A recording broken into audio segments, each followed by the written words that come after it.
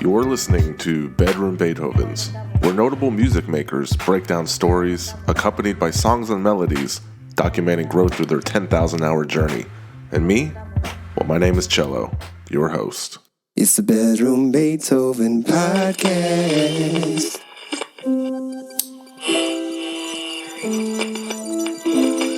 Whoa, you just blew my mind because nobody talks about that shit. Thank you for this. I was looking forward to this chat, man. I love your interviews. I thank you for what you're doing. It's excellent, and people can continue to learn the stories of these bedroom Beethovens. How did you find out about this? Oh my God. Having something like this to shed light on us is amazing. We really need this documentation. So people like you are definitely needed.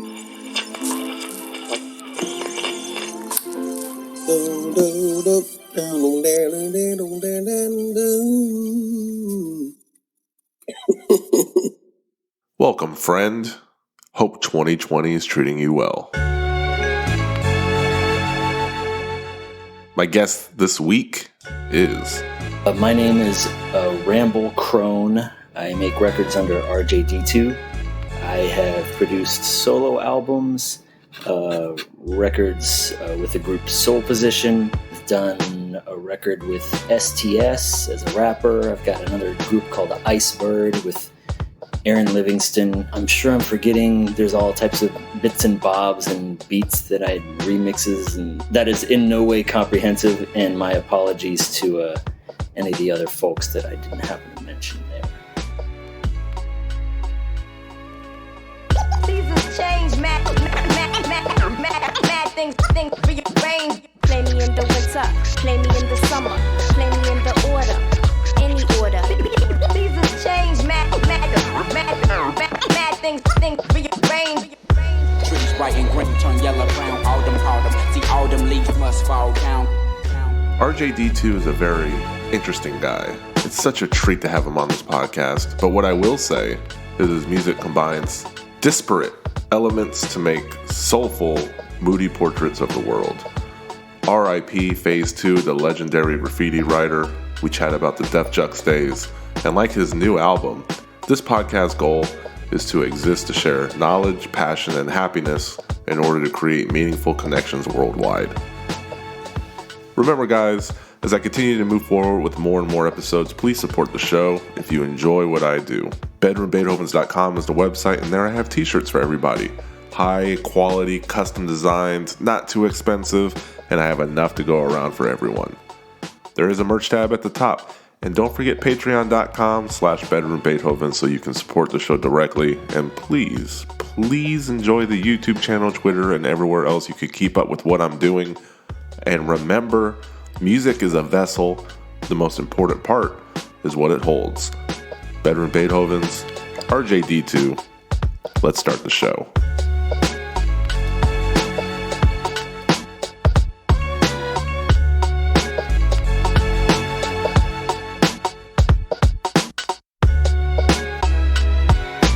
But it's about time for the cycle to start over. Well, I had your old buddy, Kari Martin, on the podcast a few months back. I love Kari, man. That guy is so good. He's so positive, man. He really he makes you feel good about being alive, man. He's a cool dude. It's infectious. It really is, man. He's got a super positive attitude. I love it. I couldn't help with that relationship with him and STS, though, because they ended up doing an album together this year. If that working relationship kind of stemmed from you. I think it's a little bit the other way around. I think if I remember correctly, I think they knew each other before I knew Slim. And I knew of Slim. You know, I was familiar with him as an MC, being around Philly and stuff.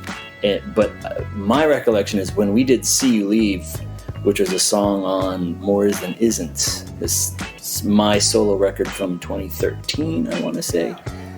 I was the one who hit Kari and said, hey, man, you think we could get Slim on this track? And he's like, yeah, sure, no problem. Boom, boom, boom, boom, boom. And they sent the track back 48 hours later. And I was like, geez, you guys are fast. So, yeah.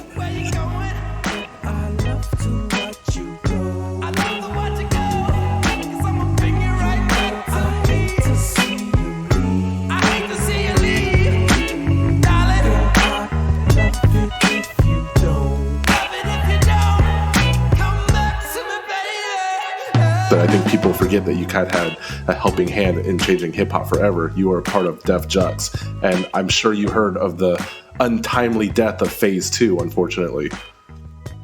I did. That was sad. First off, thank you for the kind words. I don't know if I would say changing hip hop, but we played one minor role in what you would consider underground hip hop from the late 90s into the aughts, early and mid aughts. I don't know if this is going to make any sense, but as a musician, when I think about mortality, a big part of making records for me is, to be totally frank, it's about leaving behind a catalog and a thing that can, in theory, is immortal. I honestly think that this is, whether most musicians know it or not, I think that this is a big part of the allure of making music.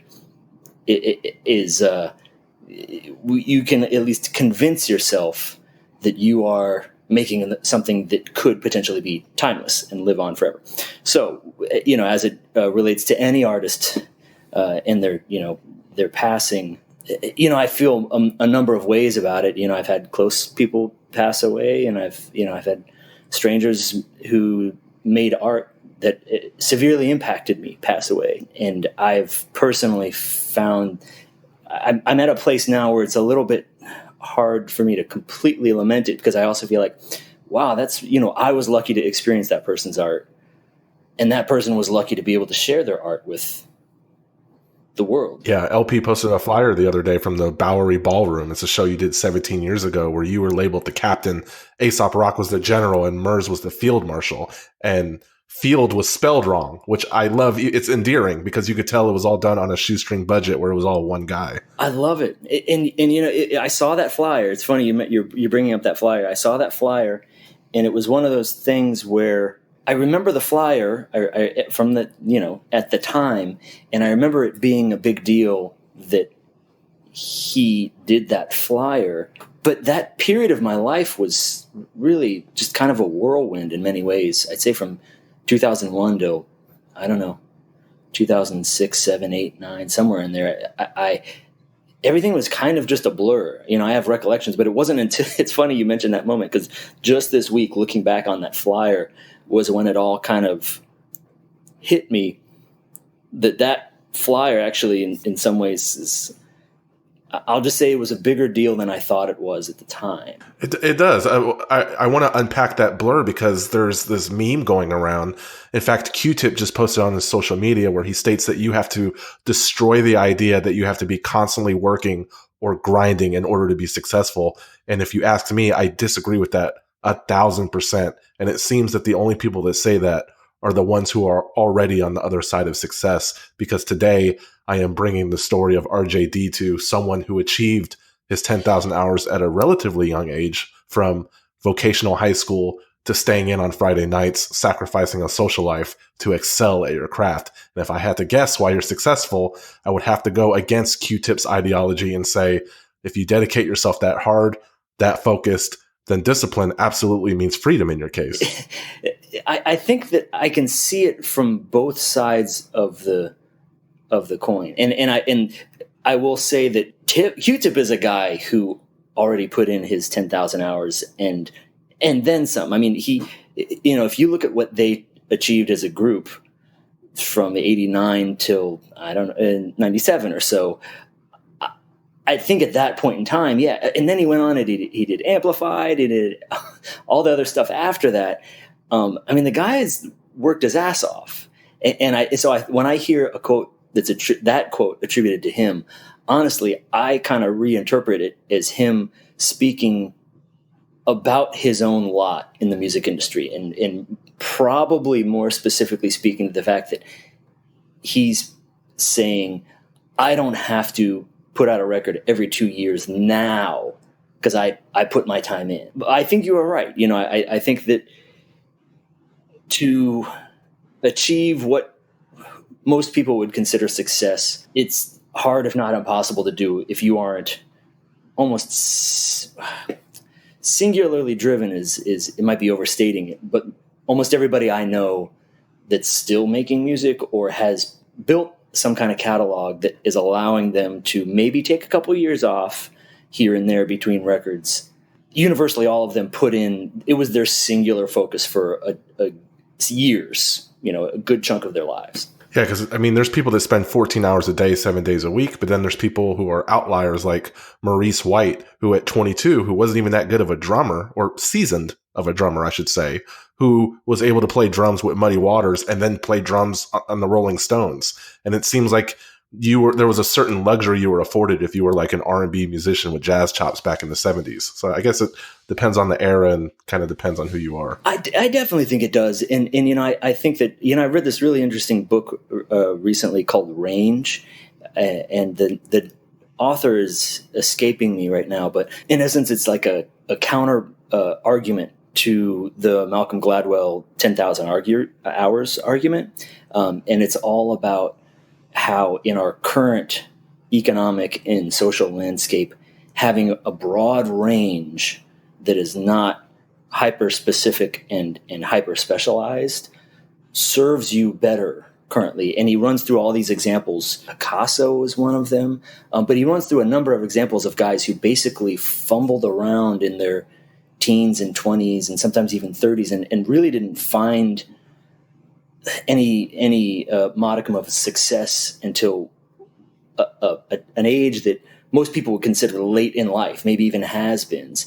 And what he looks at is how they built this really wide palette of disciplines, and they never got really great at any one of them, but because of that range or breadth of disciplines, it allowed them to see the field that they ended up in a light that was, or have a perspective on it that was unlike anything else that existed in the field at the time. Well, maybe your desire to challenge the status quo was because you were observing a status quo that didn't include you, and you got critical of it. There's a part of it that was that, definitely. And there was also a part of it that, to me, it was kind of a win-win. This basic idea of challenging the status quo and trying to put a dent in the armor of that status quo. That is part of it. And then there's also part of it is, to me, that, you look at the spirit of hip hop music, kind of the beauty of it, by and large, is that it's really the only art form that has insisted on consuming itself every 2 to 3 years, I would argue. If you look at at least from the early 80s up until early aughts, 2002, 5, 7. I'd say it's trying around between 2007 and 2010. And I don't want this to turn into like a referendum on hip hop, because that's not what I'm trying to say. I'm merely current hip hop. I'm merely saying that, like, for a long time, that was the name of the game. Was you try to outdo the status quo. And I feel like in most. Well, I don't know. I don't know if it's there in other musical genres or not. But it was an appeal. So does that make sense when I say it's a win-win? It was kind of like, well, either way, there was two arguments for me, kind of saying, well, fuck it, let's just let's try to break the mold of this thing. Yeah, I think you and LP kind of took that mentality and ran with it, because y'all had a crowd and y'all had a scene that wasn't based on money. There was no independent labels yet that were making money collectively off of stuff that was bubbling on the underground. It was just a radio show and open mics. So you had this community of people getting up, trying to make their mark and trying to dazzle everybody. It was more of like a show improve mentality that seems to have gone away today. Absolutely. The analogy that I think you could use is we were guys who were locked outside of a castle. And so at that point, throwing rocks at the windows of the castle, there's no harm. You're like, fuck it. Who cares? It's only until you are allowed entry into the castle, using this analogy, do you even start thinking about, should I care about the broken windows or not? And up until then, you're like, fuck it. Well, how big of an influence did Scribble Jam have on you? Because that was like Ohio Hip Hop Expo on crack. It definitely was. For me personally, the Hip Hop Expo that was here in Columbus, Ohio, was a bigger deal. And that I don't mean to imply that it was more talent or higher stakes, or because I'd say pound for pound, it was a smaller talent pool. You didn't have any of the national names that were coming through Scribble. But for me personally, the reason that the Expo was such a big deal here, and to back up just a moment, for those who are listening that might not be aware, Columbus, Ohio it still actually has an annual thing they call the Ohio HipHop Expo. And they would do it at the convention center every year, and they would have battles. So this existed in the 90s, and to my knowledge, they're still doing it today. But they have DJ battles and MC battles and breakdance battles. And down in Cincinnati, they had basic and effectively the same thing, Scribble Jam. They would kind of piggyback performances of artists onto that as well. But nevertheless, the reason the Expo was a bigger deal to me was that it was my own backyard. Everybody that was participating were at a point where, initially they weren't my peer sets because I hadn't built any kind of name, but through being a part of those DJ battles, that scene eventually did become my peer set. And so you can imagine how that would have, there's just a much higher stakes game when it's if you fuck up, you're shitting in your own backyard, whereas with Scribble, it just felt a little bit more like a really cool exclusive music festival. Yeah, I think former champs were like Sage Francis and Rhyme Fest. I think Eminem was there, but he didn't even come in first. Yeah. Idea, a Blueprint would be in the battles now. The MC battles were just savage. It was just an insane talent pool there. You know the type of girl that walks in front of you and makes your jaw drop. She talks in riddles and sort of tickles your soft spot. Cause he's an asshole, but he got a nice sound. You know what else? What? You looking at him right now. Yeah, that's what I'm talking about. That's just idea and ability. Why are they rappers here? No idea. They have right to act like they're God safe for all things. You know why? Cause I'm a big shot. Don't front, you love me. Girls never wash their hands after they get a chance to touch me. I'm a big shot. You can say I'm a creep, but it's really like, again, for those who didn't experience that time in history, say what you will about 8 Mile, the movie, but for the uninitiated, I do feel like it captured a good enough of a chunk of the intensity of two MCs going at it in the moment. And what's on the line is respect, local respect within that scene. And I can't overstate how big of a deal that is. When all you want and all you're working towards is to gain the respect of that community, that scene, it becomes very high stakes.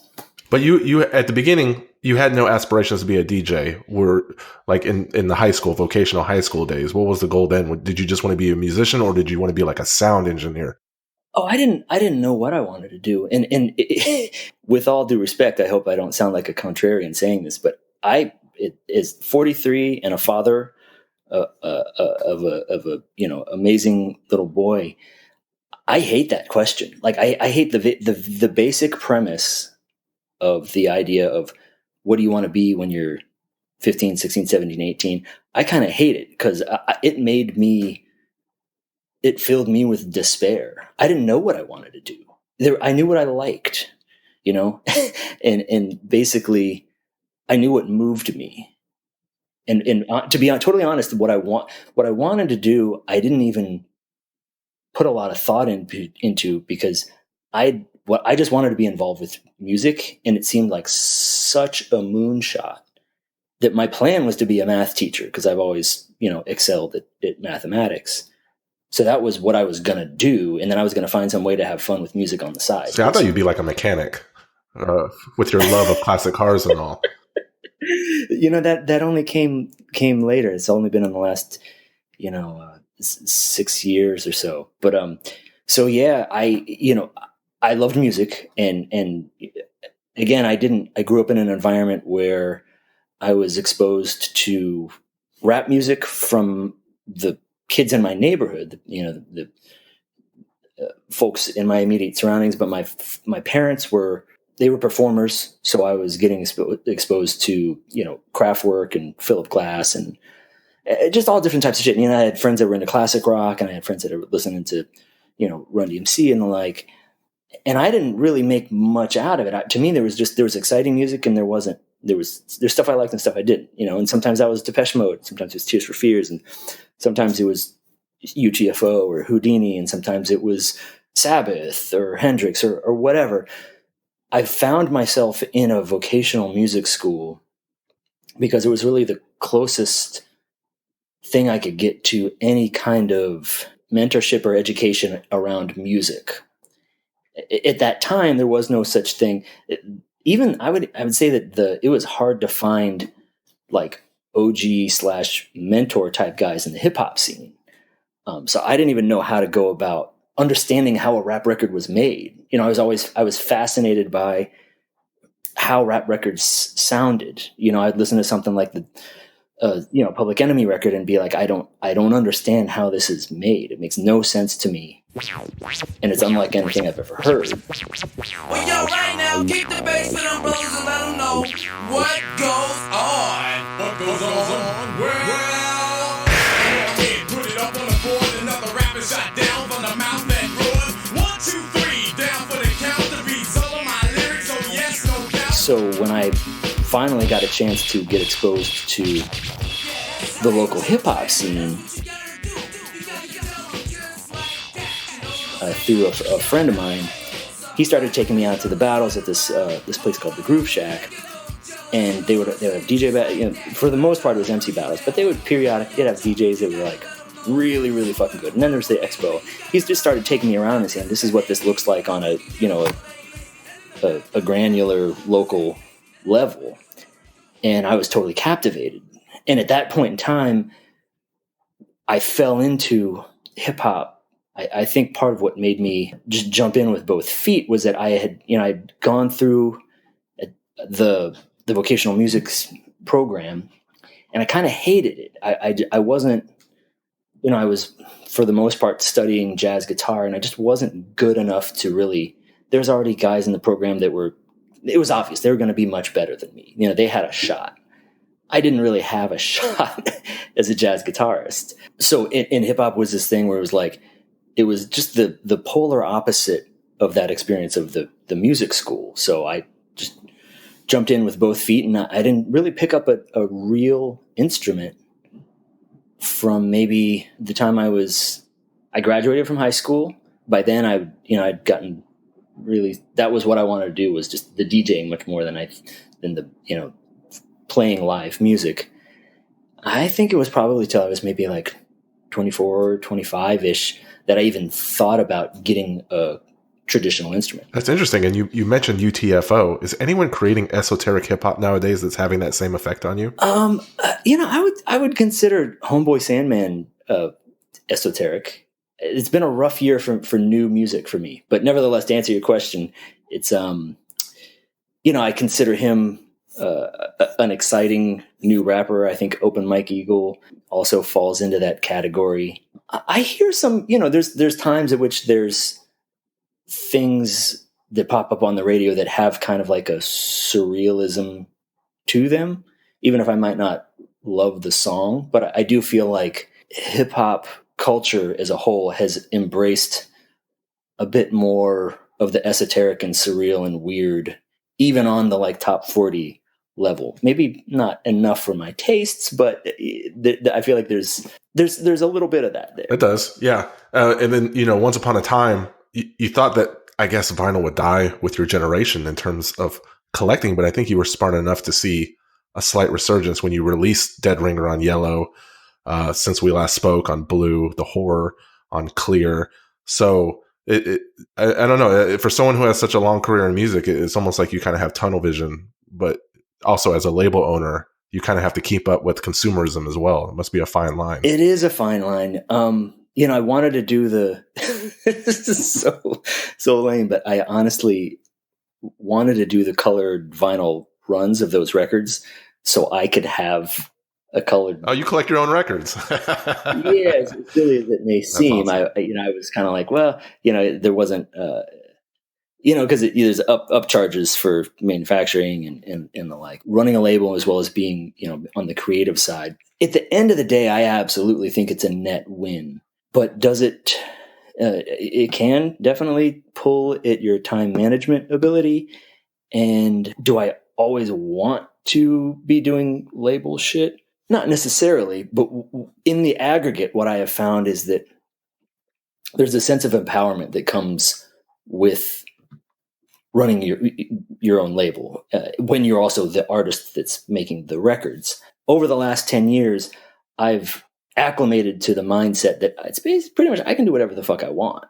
If I want to do a 7-inch, I do a 7-inch, and if I don't, I don't. If I want to, and that will reduce down to a place where I won't even think twice about putting out something like a side project like The Insane Warrior, knowing that I'm not gonna probably make much money, if any money. That last record may or may not be in the black. I don't know, and frankly, it doesn't matter. I don't care because I cross collateralize everything against everything else since I'm in essence the only artist on the label. So I don't really, as long as the label as a whole is in the black, which it is, then I don't need to, not just worry, I don't need to think about, is this a smart move? Is this a strategic move? I don't give a fuck. Because the side project type records could be if you're in a contract, that can be a paperwork nightmare, really. Well, so do you care, like when you get approached for Mad Men, do you care about the synchronization fees? Do you care about the royalties? Do you care about that? Or you just want to attach your music to quality shows, quality music with quality shows? As somebody that's got a family to feed, I would be lying if I said that I didn't have to think about the financial side of being a professional music producer. But again, the beauty of doing all of these things, touring and the label and controlling my own publishing and licensing and remixes and so on and so forth, it allows me the freedom to not, I'm not paralyzed by stress when something comes in that might be a lot of money for a cause or project that I don't support or want to be associated with. I'm comfortable saying no when it's appropriate. Yeah, because Queen came out with We Are the Champions 42 years ago, and I guarantee you they share the same mindset where they don't care what their best or biggest song is. But 40 years later, their turnover royalties rose by 8 million to 25 million, Jeez. Which is amazing. And that's something, if you got kids, imagine your son is 47 years old and he's now able to have generational wealth from a song you made 40 years in the past. I think that's a very smart business decision that a lot of musicians, they only think about yesterday, today, and tomorrow, and they don't realize that, hey, royalties can equal life security. But you bring up an interesting point, which is that song, I'm not fully convinced that when they wrote that song, they really thought or knew that it was going to be the licensing and public performance juggernaut that it became. And in my experience, it's hard to, I don't see a lot of people doing a calculated effort to make a song that's going to work in the sync world and then have it work in the sync world. I was at Jamie Lydell's house over the weekend. Before Dallas, I was in Nashville, and we were talking about this because sometimes, we'll demo on things for ad spots or something. If it seems like a cool spot and it's fun and just, there's a time where sometimes you're just like, let me give this a shot just to kind of do something different, And we were both talking about that, and we were kind of like discussing how it's common to demo on a thing and not land it. And after having those experiences enough times, I kind of arrived at this thing where it feels like the way to really land a thing is in the licensing world is just you got to just make a record that you like and hope that you get lucky. I honestly think that statistically that is the best chance that any artist has in the sync world. But there's something funny that you said where you can learn instruments in your 20s and it's okay. But to be an adequate rapper, you have to start at like the lunchroom table in middle school. That's not something that you can do in your 20s and 30s. You don't see it done. You're right. But I don't believe that you're right that we haven't seen it done. But I don't know if that is more attributed to the nature of rapping and the role that it plays culturally, or something specific to the discipline itself of rapping. So, in other words, hip hop is kind of a young man's game. I'm not convinced that developing really complex rhyme schemes is you lose your ability to do that at the age of 22 or 25 or even 30 or something like that. My hunch is that it's more that culturally hip hop is just a 25, 28 nowadays. My understanding is that that's old for top 40 rappers, For sure. So do you find your son leaning more towards music or maybe the varsity soccer route? Which way is he kind of leaning? It's funny you say varsity soccer. We were just I was talking about soccer with him today. He's much more into music, and I'm trying to convince him like, hey, maybe try, what do you think about trying out for a team? And not because I want him to be, I could care less if he's good at sports or anything like that. But, I did play sports. In fact, I play a lot of pickup soccer. I played pickup today in the afternoon. And I found that there's there's an experience and an enjoyment to a team game that you basically can't get it in a solo endeavor. You can't get it bowling, nothing against bowling. I'm just saying. So yeah, my kid's like super into music, man. It's rad. Like there's nothing like it. I don't need to, for any parent out there, they're probably just like, yeah, of course, shut the fuck up, dude. Everybody thinks this their own kid. And they do, and they should. But it really is just amazing to see how a young mind, absorb and learn and progress with his interest to music. It's just the most fascinating thing in the world to see. Have you taken him to the Center of Science and Industry yet? Yeah, he likes it. We've been to COSI a zillion times. There's always something. I think it's about to be gentrified. I think they're throwing $40 million to turn it into a shopping mall. They're going to put restaurants and retail shops. And you're kidding me. Yeah, they're going to carve it up. They're carving it up. Whoa! Wait, sorry. This is forgive my ignorance. You know enough about Columbus that are you from here? I'm not. I'm just in honor of having you here. I've done a bit of research, if you don't mind. No, I don't mind at all. You've done a lot of research. You're damn near talking like a local. So I just had to ask. Sorry. No, I find it that it was a staple of either your childhood and something that the next generation can enjoy. Instead, they're going to throw $40 million at it to expand it. If you haven't bring your kids there, do it now. Well, I have. Yeah, seeing your kid, is it's just unbelievable, man. It's like he was listening to a Sabbath song, and this was young, and he was like maybe 4 or 5 years old. He'd go through these periods where he's obsessed with different stuff, and he's obsessed with Sabbath. I'll tell this one stupid story, and then I'll shut up about my kid. Go for it. But there was all the Sabbath riffs are basically like, it's just pentatonic scales, and there was one, but they have some interesting changes, and they have like B and C and D sections in their songs and stuff. And I can't remember what the name of the song was, but it had a tritone, which is like a flat fifth chord in it, and everything's just a power chord in the Sabbath shit. But he would point out it would only happen at like 3 minutes and 48 seconds into the song. And he would sit there for like the whole song. He'd be like, there's this really weird chord in this song, Dad. I don't even know if he called it a chord. He was like, I think he did. And he just sat there and he waited for this one chord to come. And it comes. And he's like, right there.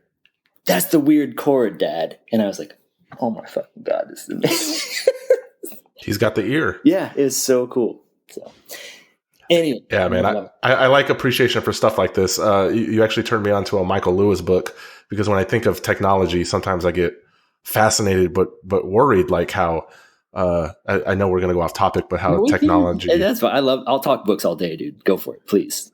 I like tech dominates music, but it also dominates like modern trading, whether it's through trading algorithms or transmission speeds. It's all one big arms race trying to find an edge. Sure. And you turned me onto this high frequency trading. It was such a crazy business. All these huge pots of money that people are playing with, and they're in their own universe, kind of like your son listening to this. I would never have picked out that chord. I almost couldn't believe the part about the cross-country cable. It's nuts, right? That these people constructed to shave off just a few seconds. Yeah, it's really nuts. It was such a huge, expensive undertaking just for a few seconds. And they don't really hurt the average Joe, per se. The problem is more that they're allowed to benefit without risk from what is essentially a flaw in the markets. Sure. Yeah, I mean, it's all automated anyway. It's computers driving that trading. But yeah, it's a mad world. That guy is Michael Lewis he's one of my favorite authors. I will say, I don't think he's written a bad book. So you could go all the way down the rabbit hole, read every single book he's ever read, and for my money, there's something that's as interesting as that anecdote, if not very close, in every single one of his books. Yeah, I say when the new album's done and if you tour or not, a Rambles book club would be greatly appreciated. Yeah? On that note, I will give you the floor to kind of talk about the new music, because that is why we're here. So yeah, new record. It's called The Fun Ones, coming out in April of 2020. This was the first record that I had made probably ever in which I really threw my concern for showing my range out the window. So the title is derived from a literal track selection process. Every time I make a record, I'll record as much as I can, and then I'll edit it down. To me, the most important part of making records is the songs you leave off. If you're putting every single song that you make on an album and you're making a great album, your name's either Nas or QTip, basically. I mean, nobody else has that capability. I certainly don't. So editing is kind of at the heart of the process. And when I was doing this, there's a number of ways when you sit with a batch of 20 or 25 songs, you realize that you can tell a number of different stories depending on that track selection. Especially with a guy like me, it's like I'm making weird shit. Some of the songs are like 45 seconds, some of them are long, some of them are fast, slow, so on and so forth. But I put together this playlist, and it disregarded this idea of like trying to sell myself as an artist with range. My only criteria was which are the songs that have kind of an immediacy to them, or which ones are fun to listen to. And that's why literally I called it The Fun Ones, because this is just the batch that was The Fun Ones to me. It's got STS and Kari Mateen and Homeboy Sandman and Jordan Brown and AC Alone on it. And I think those are all of the guest list. Those are all the guest vocalists. I had horn and string work hired out, and then for the most part, it's there's a few things that are MPC sample based, but for the most part, it's a live funk record in essence. And since now you've lived through multiple eras of the music industry, you have more inertia in your career than ever before, and I know you don't like doing the same sounding album twice. So I'm very excited. I'm sure it's going to be well received. I don't know about that. You might be sure. I'm not. Well, it's The Fun Ones. How can you not enjoy the album if it's called that? I mean, that's its intention. So it's almost Hopefully. Guaranteed. Well, it's definitely not a record that I would say. Yeah, I would like to say that if any listeners that are familiar with records that I've made in the past, there should be something to enjoy there, I would think. Are we going to get a little Fonte, or was he too busy with Little Brother this year? I should tell kind of the second story of this. And the story behind, once the songs were done, I finished the record and mastered it, the songs themselves, in July. And I didn't actually complete both iterations of the album until maybe about 3 weeks ago. Because I got this kind of harebrained idea where I wanted to record all the songs and then master the songs and then sit with those songs and treat them like they were a mixtape. And instead of using like vocal interludes that would be from a Richard Pryor record or, whatever, a Red Fox record or something like, stuff that I effectively can't go jack big portions of. I was like, why don't I make audio sources myself that I can use as, snippets for between songs to kind of, weave the entire record together. And so what I did is I started calling friends and peers and such that kind of exist at a similar station in life to where I am.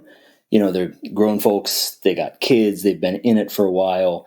And, for me, there was this is ironically going to bring this conversation slightly full circle to the phase 2 discussion we had earlier. At this point in my life, I have to ask myself, why am I still making records? Not because I don't want to make records, but there's this kind of compulsion for me. I have this compulsion to make art and put it into the world. And part of this, making this record for me, was examining really why that was. For the longest time, I would kind of lump together the life purpose thing with the financial thing and not really parse those two things out and figure out how much of it was one and how much of it was other. I was just like, well, I got to pay my bills and I got to make music.